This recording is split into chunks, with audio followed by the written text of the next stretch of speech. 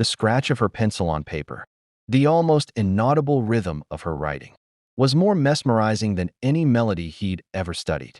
When he came back on Thursday, at precisely the same time, he told himself she wouldn't notice him. He parked at the same table, opened the same chapter, and settled into the same spiral of frustration and caffeine.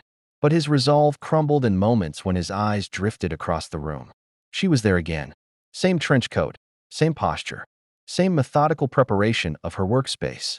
He counted the number of pages she turned, 14. He noted the tilt of her head as she worked, 6 degrees off vertical. He observed the way she took a sip of coffee when she reached the conclusion of a page, pausing for perhaps 3 seconds before returning to her notes. He felt almost absurd, as though he were stalking her through algorithms and measurements. On Friday, he almost didn't come. He told himself it was ridiculous to study at the same cafe every day, that the routine was too predictable, that she might feel spied upon. But by noon, he found himself pushing open the door, inhaling the familiar scent of roasted beans, and making a beeline for his table. As he settled in, his hands trembled just slightly as he opened his book, and for a moment he considered closing it and simply leaving. But then he noticed her beyond the counter, the slight crease in her brow as she jotted notes at top speed, and he was anchored. It was the third afternoon in a week that he'd seen her there when she rose from her chair and began walking toward him. His heart seized in his chest because he was certain she had not, until that moment, deigned to look at him directly. She carried her latte in one hand, her notebook in the other, her composure immaculate. She paused at his table without hesitation, as if she belonged there, as if she'd been plotting this encounter since Monday.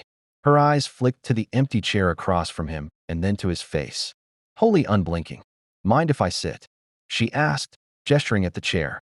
Her voice was calm, unhurried, but there was a sparkle of amusement in her tone, as if she already knew the answer. He glanced down at his unremarkable shirt, the slight coffee ring he'd just uncovered on the tabletop, the stubby pencil in his backpack, and felt a rush of self-consciousness. "Go ahead," he said, his voice softer than he intended. She slid into the chair and set her notebooks in place once more. Up close, her eyes were the exact shade of her coat, deep moss green flecked with warm brown. Her beauty was striking in a classical way, a Roman nose, high cheekbones that cast delicate shadows, lips that seemed sculpted to rest in a thoughtful line when she wasn't smiling.